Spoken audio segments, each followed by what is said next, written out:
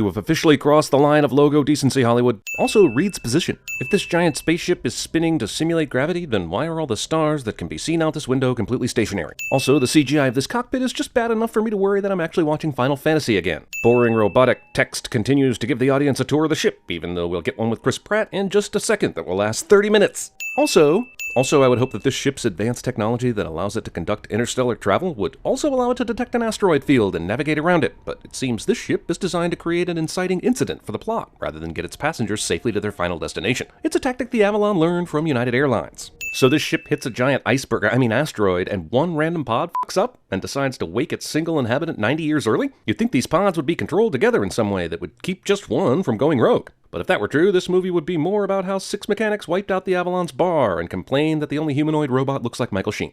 It's okay, James. It's Jim. Damn it, Jim! Can we agree that no other intergalactic traveler can be named Jim? Also, I can believe the asteroid field causes a series of events to occur by which Jim's pod was activated early. What I can't believe is AI that is so amazing it can detect you'd rather be called Jim than James, but still not know his pod opened way too early. Where am I? You're a passenger on the Starship Avalon. Seriously, why does Jim have no idea where he is? Did someone knock him over the head on his way to work and put him in this starship against his will? You'll enjoy space travel at its most luxurious. That asteroid hit also screwed up Jim's wake-up video, given that he's a lowly mechanic and only has access to the bare minimum the ship has to offer. These little Roombas are out cleaning, even though no one is set to wake up for 90 years. Your door will illuminate for you. Is it so hard to tell him he's in room 268? I mean, the illumination thing is cool if you ever forget, but tell him the number for God's sake. Hunky lead character is seen taking a shower with the water hitting the back of his neck cliché. So one passenger wakes up and the entire ship kicks into gear acting like everyone's awake because this ship possesses all these extremely complex AI systems, but doesn't have a clock for it to know that someone is up early, nor does it have the intelligence to wait for everyone to enter the auditorium before starting a presentation. Earth is a prosperous planet, the cradle of civilization. But for many, it's also overpopulated. Maybe this presentation is continuing because it's more for us, the viewing audience, than for Learning Group 38. Where is everybody? We are all on the Starship Avalon. This hologram flight attendant is answering Jim's question, even though he is directed to... Hold all questions till the end, please. The captain is usually found on the bridge, in the command ring. Jim rightly does not have access to the bridge, but somehow has access to the command ring. Bridge access requires special authorization. So why did the first door open at all then? Earliest reply in 55 years. So if they aren't even halfway from Earth and it still takes this long to transmit messages, then how would the Avalon be able to communicate with anyone on Earth once they all woke up in 90 years? All the information would be extremely outdated. That will be $6,012. Proving that sending messages from the Avalon is like present-day Earthlings trying to use go-go in-flight Wi-Fi. I can look past the lights coming on when he walks into a certain area, but I have trouble believing that the humanoid bartender would be fully functioning 90 years early. This seems like an appliance that would be taken out of storage and assembled by a crew member during the month before all the passengers wake up. Please make a selection. Sorry, the Mocha Cappuccino Extreme is reserved for gold-class passengers. If he's logging into this thing with his bracelet, then why doesn't the computer show him only the drinks to which he has access? You mean people have to play a guessing game to figure out what coffee they can drink? Even though Jim is just a passenger, he has access to the maintenance area, can open all these pods, and take replacement parts. Jim willingly jumps into a pod that malfunctioned earlier and is closing the door. How does he know it's going to work? How does he know that it won't just lock him in? It does eventually let him out, but this movie's supporting footage for what I just said would be excellent at CinemaSins. There isn't a failsafe on these pods to keep them from waking up 90 years early, but if you hit one hard enough from the inside, it will open right up. Since these pods never malfunction, it seems like this wouldn't be available either. It's clear to me now that this ship is just going to experience problem after problem until Jim fixes everything with Jennifer Lawrence, not only saving themselves, but everyone on the ship. We'll go ahead and add a sin for predictability. But this makes me wonder, if a whole bunch of critical errors happened and there's no one awake to fix them, would the ship just explode and everyone would die? Why is there no system for some hyper-intelligent robot, like the one they made to serve drinks, to solve any problem that may arise during the 120 years the ship is in transit? Or at least have a way to wake up a team of crew members that can fix these issues and give them a way to go back to sleep. It's this level of design hubris that sunk that Titanic cruise ship 100 years ago. What was that thing called? Even though Jim pries the door to this luxury suite open with a crowbar, the room comes on normally and doesn't act like he just broke in. On top of that, he has access to the part of the ship where these luxury suites are, can order at the fancy sushi bar, and can play the dance-off game, yet he can't order a fancy coffee in the cafeteria. Beginning to think Chris Pratt loves dancing so much he's made it a contractual obligation. I'm just realizing that the first third of this movie is basically the pilot episode of The Last Man on Earth, but in space. Not only is Jim able to suddenly enjoy all the amenities of the ship upon gaining access to that room, but he also found that hilarious fake beard to wear. I sympathize with Jim not having human contact, but if he really wanted to simulate that, why not just give Arthur a hug? Jim has magical tears that can still stream down his face even in zero gravity. Why the f*** would this ship allow Jim to get in the airlock without a suit? Hal wanted Dave dead, but it still had the courtesy to warn him about entering the airlock without a helmet. Jennifer Lawrence plays Aurora Lane. Rejected names include Jane Supernova, Celeste Morningstar, and Hot Body McFabtits. Searching passenger profiles. Space book stalking. The first day of school. The school bus took 120 years to get there. You were funny. Translation: if you were hot, anything you say with good humor is hilarious. Say you were trapped on a desert island, and you had the power to wish somebody there with you. Why would you tell this android bartender this story? What function does it serve other than for him to later tell Aurora that Jim did this to her? I'd be stranding her on this ship for the rest of her life. Well, you can't do that. Yep, it's pretty simple. The decision is clear. Do the total wrong thing and open her pod, stranding her on the ship forever. Or meet your needs halfway and leave her alone, where she will wake up 90 years from now with unexplained white stains on the glass. This ship has, and Jim was able to find, a workshop that had some gym equipment in it. Also, this decision will require a Rocky montage. Shaving off my beard. Movie feels the need to have its main character tell me what he's doing, even though I have the mental faculties to see and understand what he's doing. The metaphor for what Jim is doing here is something you wouldn't mention in polite company. I admit the decision makes sense, and I can't say that if I were in the same position I wouldn't talk myself into doing something like this. The movie will go on to show that it was good that he did this, but can we not be so results-oriented about the action? Before we even know what happens, this is pretty goddamn wrong. Alternately, what if this movie was from her perspective? This is a horror movie, where our fun-loving protagonist with Star-Lord and Owen Grady equity becomes the villain. Hard to see him as anything else once you do that. Where's the crew? The crew's in a secure hibernation room. Jim doesn't answer this question until they're all the way to the hibernation room. Also, why does the crew have to be in a secure room? The bridge and the engine make sense, but what are they worried about happening to the crew while everyone is asleep? Seems like the only thing this ship prepared for was this love story between Aurora and Jim. I'll walk you to your cabin. After all, there are a lot of ruffians about. You never know who might be lurking around the corner and waking people out of hypersleep early. Don't tell Aurora that I woke her up. By not simply lying to the robot and saying Aurora's pod serendipitously malfunctioned just the same as his, Jim is creating a liability for himself. How can there be no way to put someone back into hibernation? What if a pod breaks down? No hibernation pod has malfunctioned in thousands of interstellar flights. So let's make sure we have no fail-safes in place in case the impossible happens. Seriously, it's pretty odd that a ship full of futuristic technology and tons of other fail-safes is so arrogant about a top 10 concern. Also, I just realized this movie is Titanic, and 2001, and WALL-E all rolled into one. Also, if each homestead voyage takes well over 100 years and they've done thousands of flights, to quote Alan Parrish, what year is it?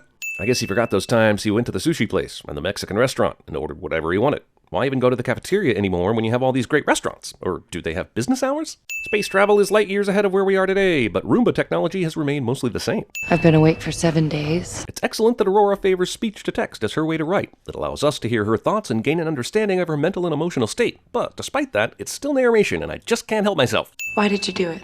Aurora asks a question that nobody asks without context, so that Jim will think it means, why did you open up my f***ing pod, Chief? Do you know how much Homestead Company made off its first planet? $8 quadrillion. If they discovered a planet that so closely resembled Earth to the point that Earthlings could inhabit it, what were the chances there was no other life there? Or was this colony planet discovered by Christopher Columbus the 16th? I see zeros on the Homestead Company's bottom line. For someone so pessimistic about the Homestead Company, you'd think she didn't buy a ticket to travel to one of their planets. Chef, accountant, or midwife? She has to be a midwife. There's no way you just made that one up. Yeah, she's a midwife. We'd be friends. Jim just said she's a midwife, right? And Aurora is a famous writer from New York with an even more famous father? Let's be honest, they would never know each other. I don't even want to think about it anymore. All right, I call time. How long did it take her to give up? Like 2 weeks? Who's the lovely lady? This is Aurora. Aurora. A pleasure. She's been up for a few weeks, and this is the first time she's meeting Arthur? She couldn't have found him on her own? Jim ran into him on day one. Space. The one thing I do not need more of. Lifeless laughter. What about my dress? Yeah, what about her dress? This really asks the question, what about his suit? Did he put that thing on while wearing his suit? Or did he undress in front of her? Ah, the mysteries of editing. This scene would be super romantic if it wasn't for that thing he did. It's at this point I realized I'm watching a horror film disguised as a romantic comedy disguised as sci-fi. So they started making out in their spacesuits, stopped to take off their spacesuits, Aurora found a robe on the way back to their room, and then they started back up again. We're the last two people in the world who would ever get together. If I got together with Jennifer Lawrence, which I'm not opposed to, that statement may apply, but Jim is an attractive dude, so you two getting together is not that far-fetched. Attention. You may wish to proceed to a viewing area. Considering that everyone is supposed to be asleep right now, why would the ship make this announcement? Would this happen if Jim and Aurora didn't wake up? Is this announcement for the robots? I have too many questions. Also, why would a ship that has an engine that works in space and can travel at half the speed of light need to slingshot around a star? Speaking of half the speed of light, Arcturus is a real star that is 36.7 light years away from Earth. And if they've been traveling for about 30 years at half the speed of light, they would only be like 15-ish light years away from Earth. unless the Avalon's internal clock is just really f***ed up, which is totally possible, and they're 20 years further along than they think they are. There's no way they would be able to slingshot around Arcturus because they're nowhere near it. Happy birthday! These robots have been programmed with French accents. I will be right back. I have nothing at all in particular to do. I'm just going to the bathroom to look at a ring I already know I have. I just need to be out of the room when Arthur drops a huge bomb on you about my pod tampering activities. Did you wake me up? Yes, I woke you up. Creeper is revealed as a creeper, and yet that does not stop the movie in its tracks as it should. Yes, I woke you up. Now imagine how powerful that would have been if we didn't know about it. There was a way for this movie to do it, but then we would have hated a Chris Pratt character instead of somehow feeling sorry for him. Just saying, I don't feel sorry for him here, even though the movie is trying its very best. This movie is a classic case of when a mediocre script happens to great actors. Hey, at least her Fitbit is still on and functioning, so she knows how many steps she's taken since her space boyfriend woke her up, right? The movie spent so much time on the boy gets girl, boy loses girl part of this movie, I almost forgot the ship was falling apart. Guess this movie is going to become a sci-fi movie again for 20 minutes. Your suite's control center is rebooting. I know it's deep into the movie now, but I gotta ask this question. The ship is taking these people to another planet, where they sleep for 120 years during the trip. So why did they set up this ship with all the amenities, rec rooms, cafeteria, nice suites, and so on? Wouldn't they have just woken up, went through a quick recovery period, and then deboarded? Or was the plan to wake them up a year in advance, let them enjoy the ship, then drop them off on another planet? Because I don't see the reason either way. I hope you finally find someone who fills your heart, and I hope you let him in. Best friend from 30 years ago in a video message somehow says just the right words to turn Aurora slowly back to the direction of Jim. Copy, please. Has Arthur always served coffee, and they've just been going to the cafeteria for coffee for no reason? This is Deck Chief Gus Mancuso. So this ship, which has experienced several power malfunctions, randomly awakens one more person, a crew member who can unlock doors Jim couldn't access before, because this movie basically backed itself into a corner story-wise and needed some serious Fishburne ex machina. Also, it's pretty insane with all the different failures, only 2 pods malfunctioned. Lawrence Fishburne is here to indicate the film has reinitiated sci-fi thriller mode. There's something wrong with the ship? Says the girl whose ex-boyfriend was awakened 90 years early and was just covered in cornflakes. She knows. She knows. How long were you alone? A year. Still. Damn. I'm gonna remove a sin for Lawrence Fishburne saying what I feel.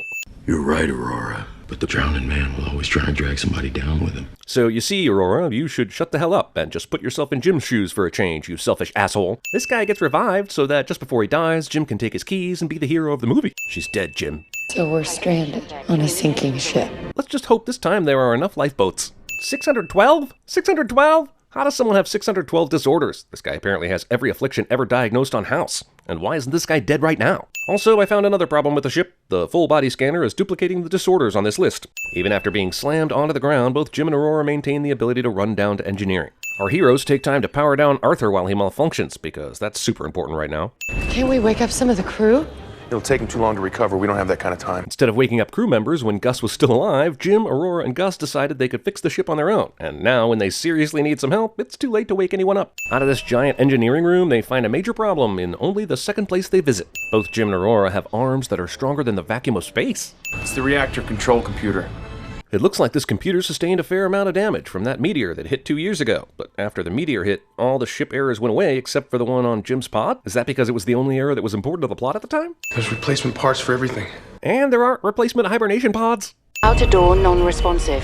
What does that mean? Oh, so it's unresponsive. That seems like plain simple language that an accomplished writer should understand. I open the door, I get clear. You blow that fire into space. So you see, the movie engineered a finale by which 2 people needed to be awake to save the ship. This means it was a good thing that Jim opened Aurora's pod, because no one else would have woken up and Gus Mancuso would have died before he could help. So the movie is now saying Jim's actions were justified because of this ending. I can't live on this ship without you. I guess all the knocking around she's been experiencing lately caused her to forget that Jim woke her up, dooming her to a life of isolation and space death because he thought she was hot. So touching the metal lever to open the hatch burns like hell, but touching the metal counter where the lever lives doesn't burn at all. Got it. Small heat shield allows Jim to survive this.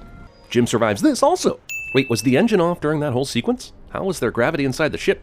I'm starting to think gravity has different, more random properties in this corner of deep space. I've built you a house. That's probably true, but in a much more transactional way than he probably means here. He's dead, Jim. Wait. Patient is dead. Well, resuscitate him! I'm no computer doctor, but I don't think you can resuscitate a dead person. Post-mortem operations require authorized medical supervision. Jim is dead and can be revived, but poor Mancuso had to die because of his 612 disorders. 23178! There's no way you remembered Mancuso's ID number. Also, even though these computers know who everyone is, they decide that Aurora is the type of person who looks like Morpheus and allow the override. Well, she resuscitated a dead person. Thank you. Be still. Why did you revive him first, instead of painting him then reviving him? There's only one autodoc. Why? There are over 5,000 people on this ship, and they don't have a second autodoc? Wouldn't a better reason be someone has to be outside to initiate it? And from this day forward, Aurora never thought about the fact that Jim condemned her to a life where she would never see another human face, and never breathe fresh air again. Even though we can see the planet, the Avalon's engines are still running, which leads me to believe that the ship might just fly right past Homestead 2 if someone doesn't wake up and put on the brakes. And if they're close enough to the planet to see it this size, then why is the crew just now waking up? Also, why did they hire Andy Garcia to show up at the end as the captain for 2 seconds? How much did that cost? All of this foliage was able to flourish for 88 years without a nearby sun.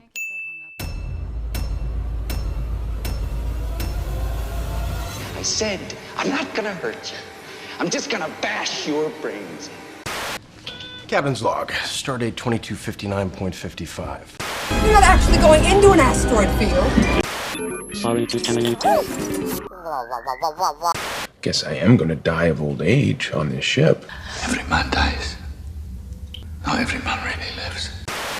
When you wake up, I'll be gone, but just know that I will never forget you. To help you recover from hibernation, be sure to drink plenty of fluids. I can no longer sit back and allow the international communist conspiracy to sap and impurify all of our precious bodily fluids.